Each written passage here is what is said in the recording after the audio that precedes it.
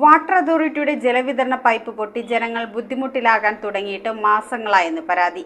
Vaikom Thalayazham Thottakam government LP സ്കൂളിന് സമീപം താമസിക്കുന്ന പൊതുപ്രവർത്തകൻ AC ജോസഫിന്റെ വീടും പരിസരവുമാണ് ജലവിതരണ പൈപ്പ് പൊട്ടിയത് മൂലം വെള്ളത്തിലായിരിക്കുന്നത്. കുടിവെള്ളം പാഴാകുന്നത് തടയാൻ വേണ്ട നടപടികൾ വാട്ടർ അതോറിറ്റി അധികൃതർ ഉടൻ സ്വീകരിക്കണമെന്ന് നാട്ടുകാർ.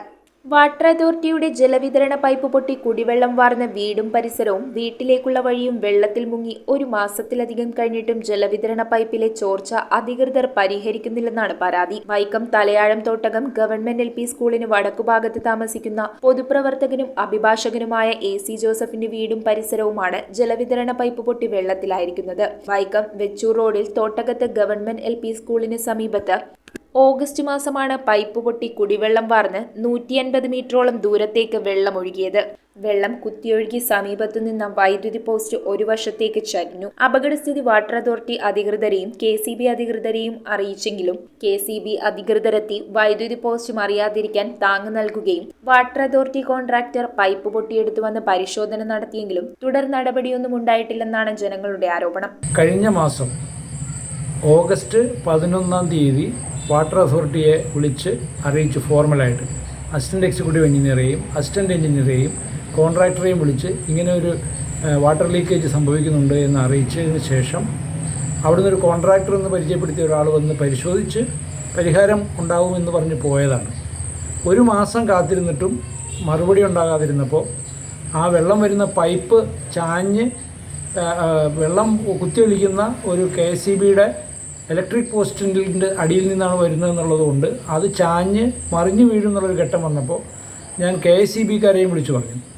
അവർ വന്നിട്ട് തൊട്ടടുത്ത ദിവസം ആ പോസ്റ്റിന് ഒരു താങ്ങ് കൊടുത്ത് പോയതല്ലാതെ ഈ വെള്ളത്തിൻ്റെ ലീക്കേജ് ഒഴിവാക്കാനായിട്ടുള്ള എന്തെങ്കിലും നടപടികൾക്ക് അവരും ശ്രമിച്ചതായിട്ട് കണ്ടില്ല. അവരുടെ വകുപ്പല്ലാതെ.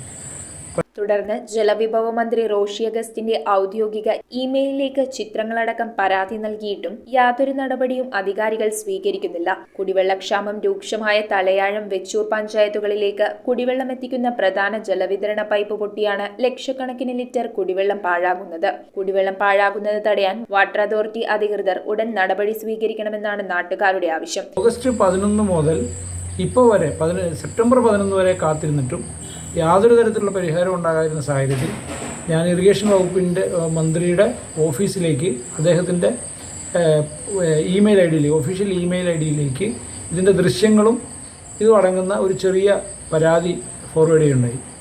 താഴെ ലെവലിൽ പറഞ്ഞിട്ട് ആരും ശ്രദ്ധിക്കുന്നില്ല എന്ന് കണ്ടതുകൊണ്ടാണ് അത്തരത്തിലൊരു പരാതി അയച്ചത്.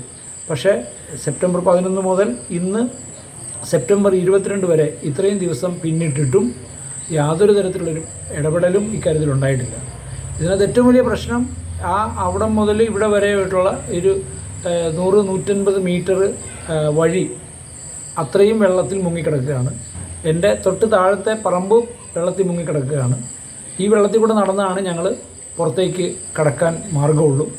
അത് ഞങ്ങളുടെ വ്യക്തിപരമായ ബുദ്ധിമുട്ട്. പക്ഷേ അതിനേക്കാളൊക്കെ വളരെ പ്രധാനപ്പെട്ട ഒരു കാര്യം എന്ന് പറയുന്നത് ഇത് എത്രയോ അധികം ജനമാണ് കുടിവെള്ളമാണ് ഇങ്ങനെ മാസങ്ങളായി പാഴായി പോയിക്കൊണ്ടിരിക്കുന്നത്. അതിൻ്റെ അളവ് കണക്കാക്കാൻ എനിക്ക് മാർഗ്ഗമില്ല.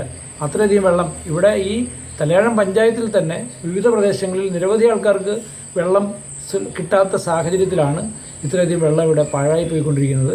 അതിനൊരു അത്യാവശ്യമായിട്ടുള്ള ഇടപെടൽ നടത്താൻ നമ്മുടെ ഡിപ്പാർട്ട്മെന്റിന് കഴിയുന്നില്ല എന്നുള്ളത് സങ്കടകരമായൊരു കാര്യമാണ്. News bureau, Vaikom. കുറഞ്ഞ പലിശ, കൂടുതൽ പണം, 30 വർഷത്തെ പാരമ്പര്യം, ഹൃദ്യമായ സേവനം, ഞൊടിയിടയിൽ പണം. സൗത്ത് ഇന്ത്യയിലെ 100% വിശ്വസിക്കാവുന്ന സ്ഥാപനം CFL ക്യാപിറ്റൽ ഫിൻസർവ് ലിമിറ്റഡ്. മാറുന്ന ജീവിതം, മാറാത്ത വിശ്വാസം.